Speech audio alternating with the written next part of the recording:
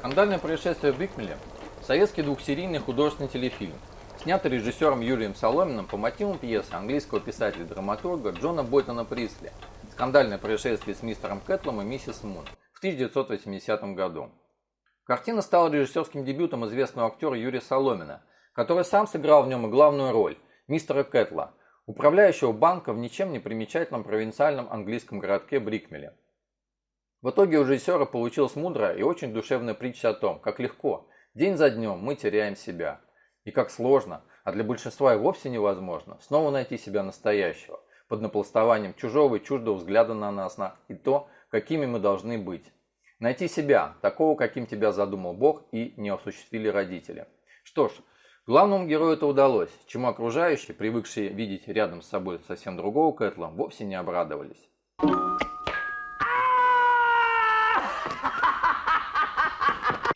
Никогда ничего не бывает потом. Это только кажется, что все еще впереди, что жизнь длинна и счастлива, что сейчас можно прожить так, начерно, а потом все поправишь. Никогда это не наступает. Никогда. Такие слова мы слышим из уст добропорядочного, положительного до полной скуки Джорджа Кэтла, человека расписания. В его той, прошлой жизни все текло по раз и навсегда установленному порядку. Проснулся по звонку будильника, принял душ, побрился, позавтракал, прочитал новости в Таймс и Бирмингем Пост и поехал на работу. Но однажды с ним случается история, перевернувшая всю его отлаженную как механизм швейцарских часов жизнь.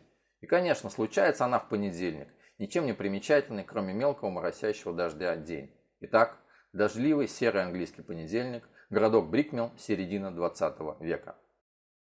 Мистер Кэтл, как всегда, сосредоточенно съел завтрак, собрался и ушел на работу. Каково же было изумление экономки миссис Твик, когда хозяин дома неожиданно вернулся назад. По дороге на службу Джордж остановился у витрины магазина игрушек, наблюдая за прелестной девочкой, даже ей подмигнул.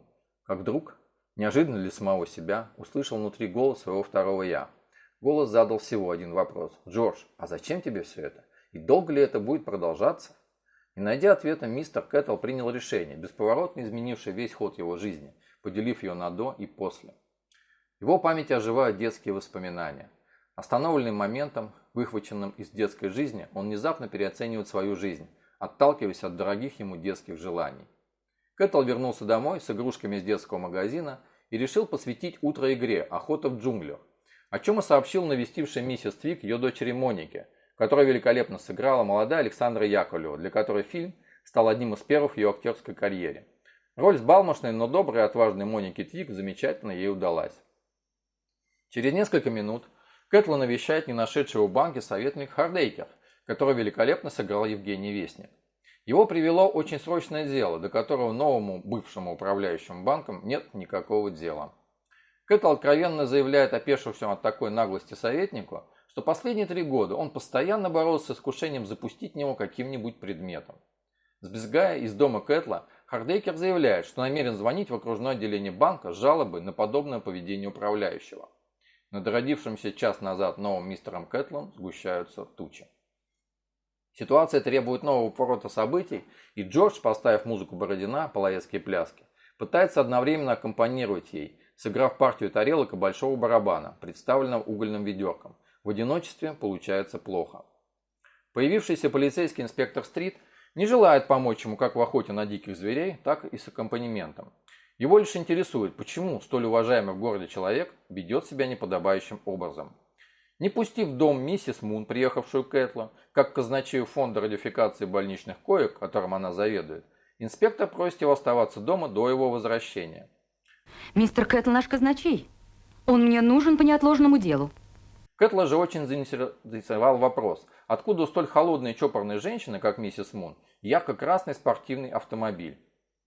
Инспектор не может дать на это вразумительного ответа, и после его ухода Кэтл звонит ее мужу и узнает, что автомобиль она приобрела лично.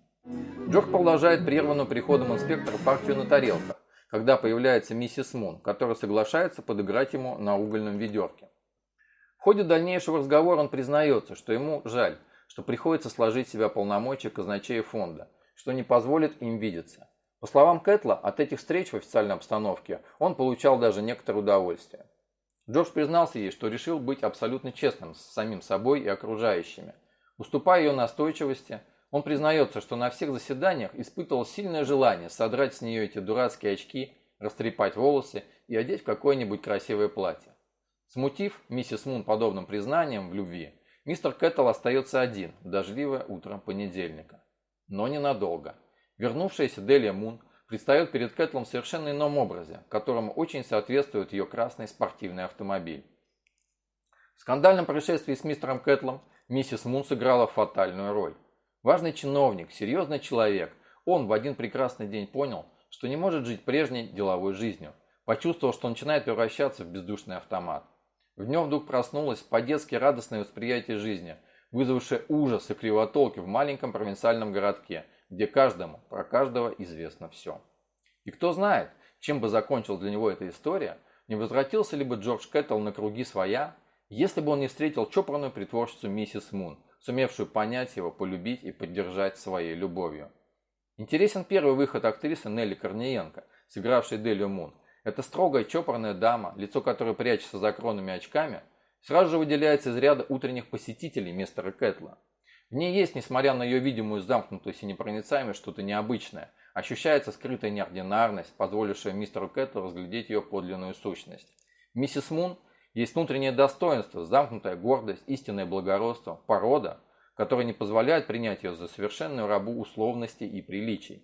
Чувствуется, что под маской, в которой она существует как в замкнутой системе, есть иная, подлинная жизнь. И это настораживает нас с первого взгляда, подготавливая происходящую с ней в дальнейшем метаморфозу. И вновь актриса умышленно обосабливает свою героиню в ряду прочих персонажей, акцентируя внутреннюю инородность окружающим, подчеркивая душевную близость с Джорджем Кэтлом. Начинается трагическая лавстори наших героев, за которым чрезвычайно интересно наблюдать. Испугавшись перемен, Дели отступает, не решаясь на предложение Джорджа немедленно и вместе покинуть Брикмилл, пока не становится поздно. Возвращение прежнего Кэтла жаждут очень многие и не остановятся ни перед чем. Помешать этому, кроме Делии Мун, полностью захваченной любовью к Джорджу, некому. Мы, женщины, слабые, покорные существа, готовые поверить в любую сказанную нам глупость и даже подчиниться любому из этих ваших идиотских законов. Но знайте, что есть чувство, которое может сделать нас непокорными, отчаянными и готовыми на все. Это чувство – любовь. Вот ее ответ всем угрозам, пытающимся встать на пути ее любви. Приведу несколько важных цитат из фильма. Знаете, если человек дожил до моего возраста, но в сущности так еще и не начал жить, с ним происходит одно из двух. Либо у него умирает душа, а в Брикмилле полно людей, давно уже умерших, они ходят, с ними здороваются, разговаривают, они давно уже... Либо он превращается в большую серую крысу, готовую грызть все живое. Из разговора с миссис Твик. Вам нравится Брикмилл? Не особенно, но надо мириться. Вы уверены, что надо? И еще одна цитата от инспектора Стрита, как выяснилось завидующему свободе Кэтла. Где бы мы все были, если бы каждый из нас стал вести себя, как ему хочется? У режиссера Юрия Соломина получился удивительно добрый душевный фильм. Фильм, дарящий надежду. Он абсолютно актуален сейчас, так что тем, кто его не смотрел, от души рекомендуем. Музыку к фильму написал композитор Геннадий Подельский. У него немало киноработ.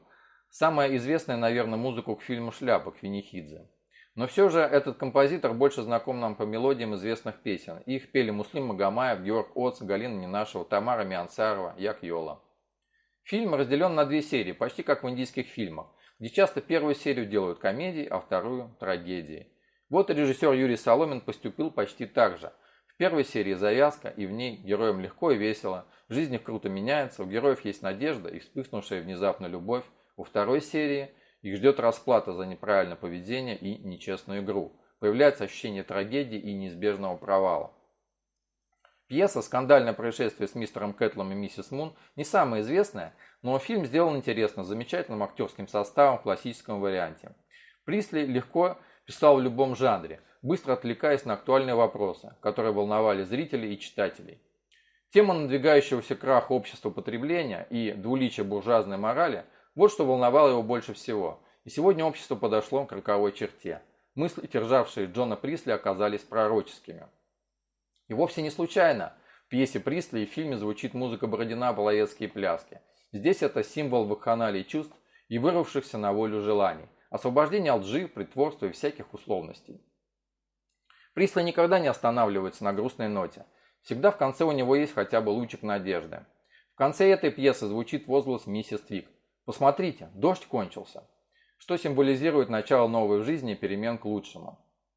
В фильме Юрия Соломина именно этой фразы нет. Случайно? Это уже вопрос создателям. В последних кадрах тяжелый непрекращающийся дождь. И это, пожалуй, единственное отличие нашей киноверсии от пьесы английского писателя и драматурга. Но фильм получился. Перед глазами прекрасные лица актеров, наш золотой фонд. Нам есть чем гордиться.